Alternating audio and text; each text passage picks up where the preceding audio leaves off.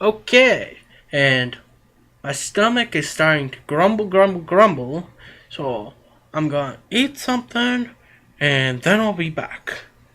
Okay, I'm back. Anyways, back to the story. Spike anxiously finished writing the letter to the princess, glancing at the clock as each minute ticked by. Twilight had been gone for 2 hours and 59 minutes. Oh, it's coming down to the wire. Will she make it, or will Spike write the letter? Twilight had 1 minute, just 1 minute, to get back to the library before he notified Celestia. There wasn't a second hand on the clock. Oh, right, I have ponified off.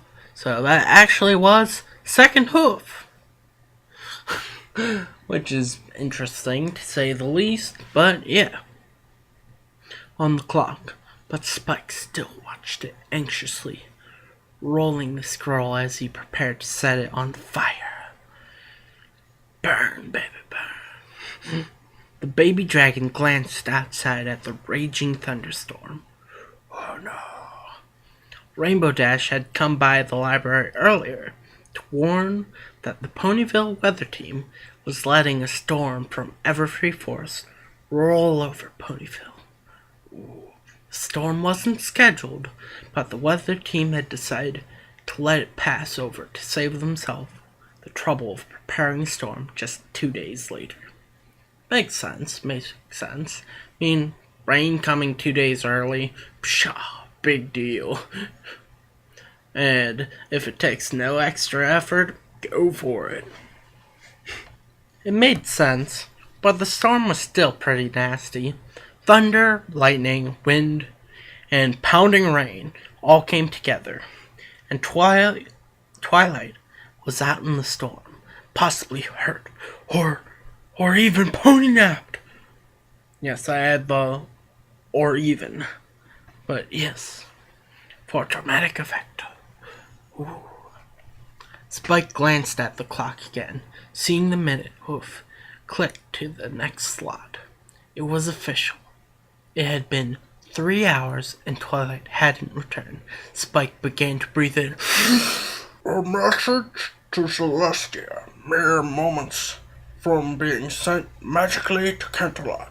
Oh, and I'm trying to hold my breath some. When the door suddenly swung open. Yeah, I was holding my breath. Spike! Well, that was sounding too manly for Twilight. Spike!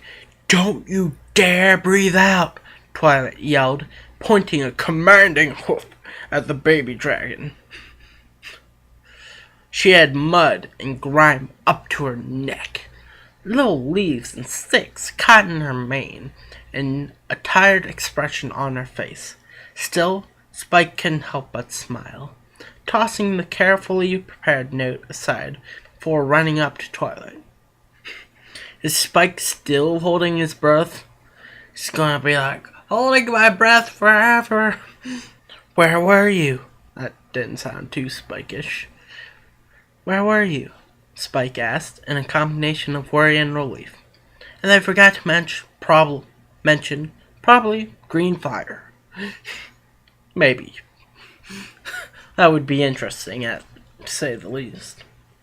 He would have hugged the unicorn's leg, but he noticed how muddy she was. In the Everfree Forest, like I told you. It just took longer to find my saddlebags than I had expected. And then I had to walk back in the storm, Twilight explained, doing her best to wipe her hooves clean on the welcome mat before stepping inside. Are you okay?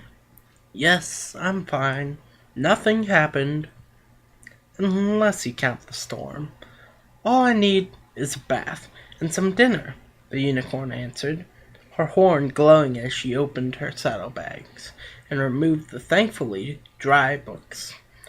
Though the bags themselves were damp and splattered with mud. Well then, you go... Oh, that's Spike. Well then, you go straight upstairs and take a bath. I'll make dinner. How about some soup and sandwiches? Can you make it celery soup and dandelion sandwiches? Twilight asked, with a weak smile. Of course. One order of celery soup and dandelion sandwiches coming right up. After I get these books put away, Spike offered as he gathered the retrieved books. That sounds odd, because, yeah, guess that makes sense though, because she did retrieve them, so they're not retrieved. But sounds weird still. Yes. Okay, so, beginning the quick task of putting the more common tomes back on the library shelves, while the baby dragon went about his work. Twilight headed to the second floor of the library, crossing her bedroom and entering the bathroom. Oh, and a random note, I'm currently trying to organize my personal library. Will probably take a while because I have tons of books, surprisingly. Because I'm like, oh, whenever me and my family go to Goodwill, I'm like, ooh, let's look at books. See if there's any good books to, like, get. And I've gotten quite a few catches. So, yeah, I have, like, a huge library and haven't read, like, half of them. Well, not that huge. Nowhere near Twilight Sparkle's size, but yeah. And I'm just randomly talking, so... let's see. While the baby dragon went about his work, Twilight headed to the second floor of the library, crossing her bedroom and entering the bathroom. It was a small, cozy room with a bathtub that doubled as a shower and all the basic amenities. Nothing fancy, but it got the job done. Okay, and you're probably wondering, where in the world is the filly? Yeah. Twilight slipped into the bathroom before shut and locked the door, breathing a sigh of relief before looking over her shoulder. Still lying on her back, nestled between her saddlebags, was the filly Nightmare Moon. She had curled up and fallen asleep halfway back, and Spike didn't notice her halfway back to the library, and thankfully Spike hadn't noticed the breathing black mass that was partially hidden by Twilight's mane and saddlebags. That's something you usually notice. For the moment, Twilight just let the village sleep, turning on the bathtub faucets as the tub started to fill with hot water. The unicorn opened the medicine cabinet, gathering first aid supplies, while most of the injuries the filly had from the thorny bush were tiny. There were a couple Twilight wanted to bandage. Yep. Twilight waited until the tub was almost full before shutting off the faucets, the perfectly warm water gently streaming in the cool bathroom air. At this point, Twilight turned her head back, lowering it as she gently nudged filly Nightmare Moon with her nose. Took a few nudges, but the little black-coated pony finally began to wake up. Nudge, nudge, nudge, nudge. No, stop that. Nudge, nudge. Wakey, wakey. Yeah, I'm up. That was completely out of... Well, it was in context, but not part of the story. You know what I mean. The filly looked about the room, taking in her surroundings before looking at Twilight, who offered a gentle smile. Don't worry. You're safe here. This is where I live, and you won't have to worry about the storm or anything here, Twilight assured. Still, after walking around in that storm, I need to get cleaned up. Would you mind getting off my back while I take a quick bath? Filly shook her head once, very carefully and cautiously getting her hooves before jumping off of Twilight's back. I could imagine it would be hard to get to your feet on someone's back, especially a pony's back, because of the shape of it, and with 4 legs. That would be difficult. Right. Well, guess not as difficult as with 2. Yep. Okay, so, using She just jumped off Twilight's back, using her wings to slow her descent. When her hooves were on the floor, the filly laid right back down again on the soft bathroom mat, curling back up into a tiny black-coated ball. Twilight found this behavior a little bit strange, but she just guessed that the filly was tired and wanted to go back to sleep. The unicorn was now able to levitate her mud-splattered saddlebags off her back and climb on into the bathtub, the warm water feeling wonderful as she used a brush to get clean. She intended it to be a quick bath, more worried about getting clean than enjoying the water.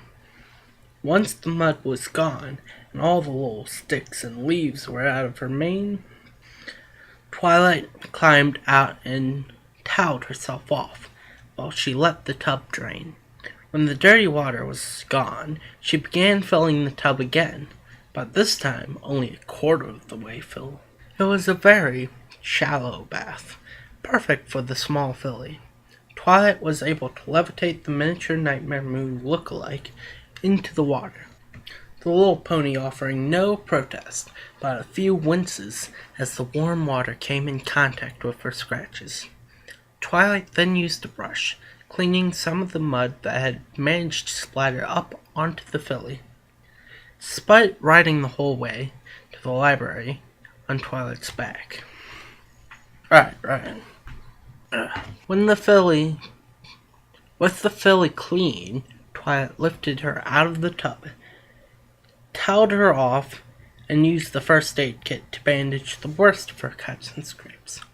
All the while, the unicorn was amazed with how cooperative the filly was, despite acting sad and tired. Would Nightmare Moon really allow herself to be bathed and bandaged without protest? Sure, such a regal pony might expect to be waited on by her servants, but that wasn't what Twilight was doing. She was treating her like a fool, and the real Nightmare Moon wouldn't accept being treated like a fool. Hello, and yeah, I'm currently recording again because part of last clip got cut off, so I'm going to continue here. And I might as well apologize now because, I have mucus in my throat. I ate some spicy food to help it a little bit, but yes, I might have some gurgle problems, or whatever. So yeah, let's begin. Would Nightmare Moon really allow herself to be bathed and bandaged without protest? Sure, such a regal pony might expect to be waited on by servants, but that wasn't what Twilight was doing. She was treating her like a fool, and the real Nightmare Moon wouldn't accept being treated like a fool, no matter how small or young she actually was. Again, the question of whether this filly really was Nightmare Moon rose up in Twilight's head. She was becoming less and less sure. The resemblance was undeniable. If the little pony had a flowing, magical, star-dyed mane and tail, then she looked exactly like the mare in the moon. Besides the issue of age and hair, this filly just wasn't acting like Nightmare Moon, at least in Twilight's opinion. She didn't talk down to Twilight, nor did she threaten her. She hadn't even said anything yet, and the silence was even stranger. And if she didn't act like Nightmare Moon, that raised another question. If she wasn't Nightmare Moon, then who was she? Twilight couldn't focus too much on that train of thought. A knock coming at the door as she was putting the last bandage on the filly. Hey, Twilight, I've got your dinner. Thank you, Spike. That was horrible. Thank you, Spike, Twilight replied, glancing back at the door to make sure the baby dragon wasn't coming inside. But, I'm really hungry after hiking through the Everfree Forest in the storm. Would you mind making me another sandwich and a bowl of soup? No problem, the dragon proudly shouted from the other side of the door. "I made a big batch of the celery soup, and we should have plenty of stuff for sandwiches. I could probably make 5 servings for this meal." "That's wonderful, Spike, but I only need one more." "You got it, Spike replied as he departed. Twilight listened for her assistant's footsteps to reach the bottom of the stairs before she opened the door. She checked the bedroom, making sure Spike really had left before she stepped out. The filly followed, staying close to Twilight as they crossed the room and moved towards the bed. The meal Spike had brought in was sitting on her bedside table. It looked good, and the unicorn was starving, but instead of digging in herself, she levitated the filly up onto her bed and then set the food out in front of her. "Here you go ahead and eat this. I'm going to go downstairs and talk with Spike," Twilight said, her words coming with a comforting smile. Philly again didn't offer more than a simple nod in reply. She then leaned forward, taking a bite from the sandwich. A bite that was quickly followed by another, and another, and another. The filly was eagerly devouring the food. It was the first real sign of life Twilight had seen from the Nightmare Moon look-alike, and it was encouraging to say the least. For now, however, the unicorn had to leave the filly alone to her meal. She had to go downstairs and tell Spike the truth before the baby dragon discovered the filly for himself, assumed the worst, and sent a letter to Celestia.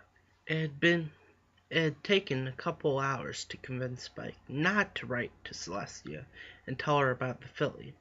He, like Twilight at first, assumed that she was Nightmare Moon reborn, and that Celestia had to be told. He had even written up a letter and was about to send it before Twilight snatched it away and threw it in the garbage.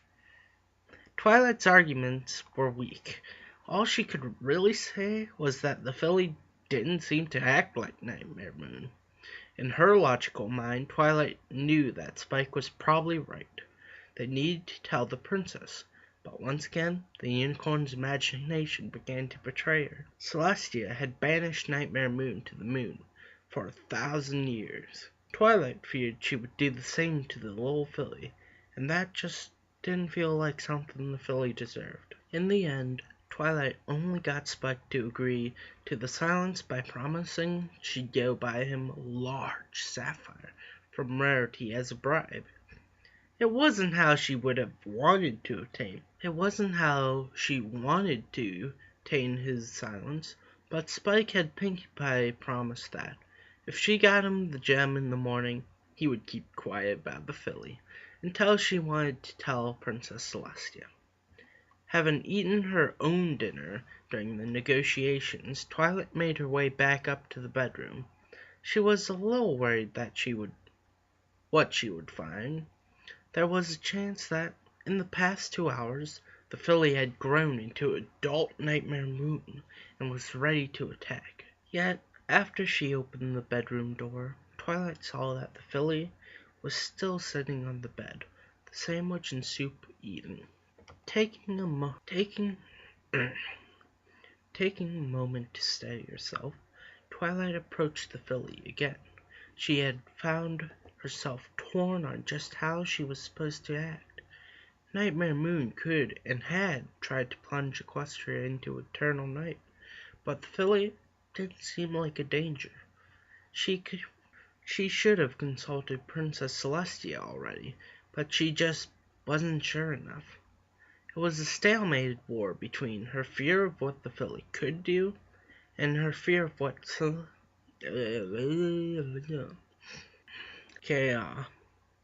was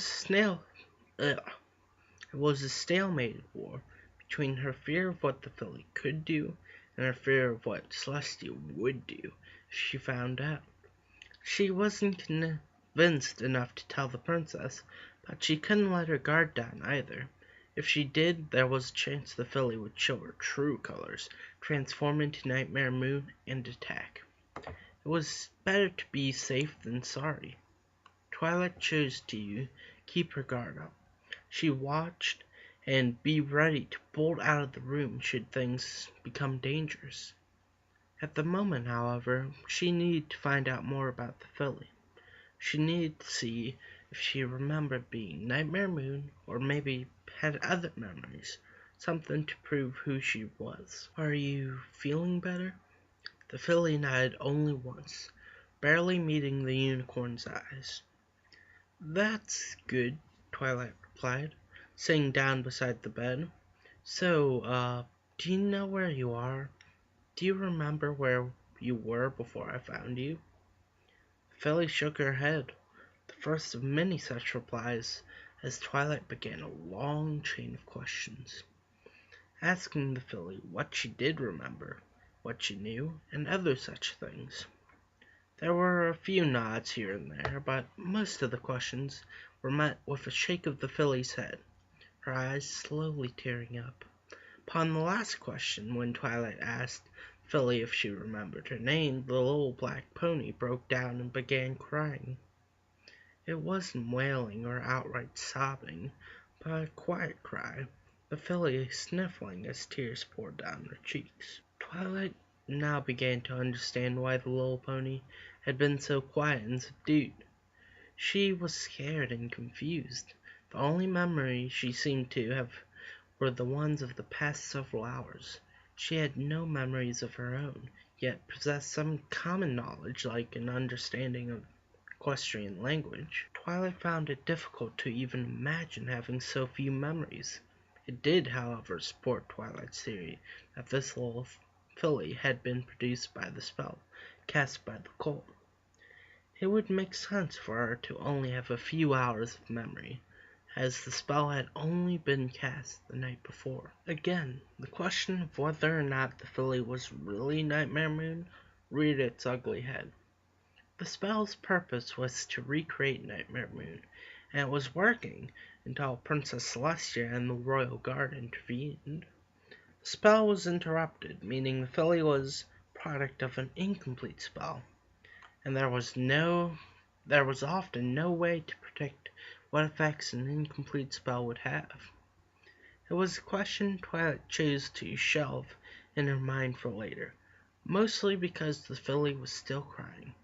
It was a sight that pulled at her heartstrings, putting her at war with herself. Twilight had every desire to keep her guard up in case the filly was truly dangerous, but at the same time, she couldn't in good consciousness ignore how scared the filly was. So, despite her own anxieties, Twilight crawled up onto the bed and lay down beside the young alicorn, doing her best to comfort her while the little black pony continued to cry, letting out the pent-up fear and anxiety that had been building inside of her for the past several hours. It took about half an hour for the filly to finally calm down, crying herself dry. The tears, however, seemed to have a good effect for the filly, as she looked less scared than she had been. She lay right next to Twilight, with her head leaned against the unicorn's shoulder as she tried to dry her eyes. "Feeling better?" "Yes." "Yes." "Nah, that's two." "Yes." "Oh." "Yes," the filly shakily answered, the first word Twilight heard her say the entire night. The voice had a musical quality, but a fragility to it as well. It reminded Twilight of the time she had seen an earth pony playing crystal juice glasses with water, a glass harp. Oh, and they have a link there. I'll probably include that link for you guys. And yeah, my voice definitely isn't musical quality. It's like kind of quality right now, but yes. It was a feat made easier by the special horseshoes the pony had on, but it was still impressive to watch and listen to. A voice like a glass harp, certainly not the voice of an evil fallen princess bent on creating eternal night. That's good," Twilight replied, falling silent for a time as she struggled to find something to say. Yet when nothing came to mind, Twilight glanced at the clock and noticed the late hour. "So, it's been a long day. How about we get some sleep?" Can I sleep here?" the filly asked, as she looked at Twilight, which drew up a fresh moment tension in Twilight's mind. Letting the filly sleep in the same bed was asking for trouble. If she was Nightmare Moon and just playing some cruel trick, she would have every opportunity to attack Twilight in the middle of the night. At the same time, Twilight couldn't bring herself to say no. It was like her mouth had forgotten how to form the word no in the face of the filly's pleading eyes. "Yes, you can," Twilight finally admitted. "But how about I make it so we're both more comfortable?" With that, the unicorn's horn lit up as she shifted a few blankets and pillows around. Within a few moments, Twilight was under the covers of her bed, while the filly lay comfortably on top next to Twilight, with her own blanket and pillow.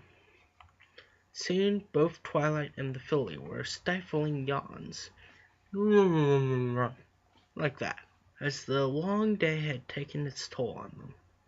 It was still relatively early, barely getting close to 9 o'clock, but Twilight was more than willing to call it a night. Another yawn gripped the unicorn as her eyes started to droop a little. "Miss Unicorn?"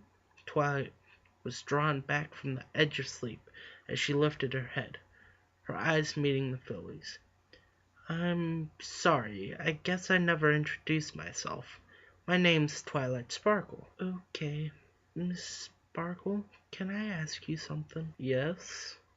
"Do you want me to leave in the morning?" the filly asked, as she snuggled into Twilight's side, fearing her answer. "What makes you think I'd want you to leave?"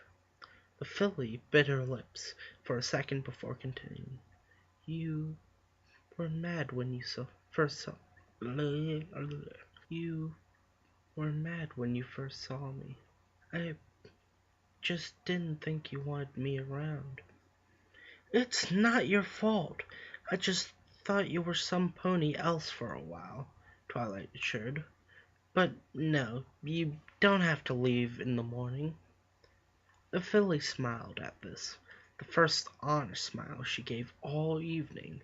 With that concern put to rest, the filly yawned and closed her eyes. Within minutes she drifted off to sleep, Twilight falling soon after. And that's the end of the chapter. Yay! So, yes, I should finish editing and finally get on to the next chapter. I mean, having the whole commented, uncommented thing was cool, and the reason I did it was because during one part I was like, blah, blah, blah, blah, blah, blah, blah, that I couldn't even believe it myself. I'm like, was I drunk doing this or something? But, yeah, seriously. I mean, I was commenting way too much. So, yeah, I'll try and tone it down a bit. Comment every so often, but not be like blah blah blah blah blah blah blah. Because I know I wouldn't want to hear myself blah blah blah blah blah blah blah. And I seriously doubt you do. And what I'm doing right now is basically blah blah blah blah blahing.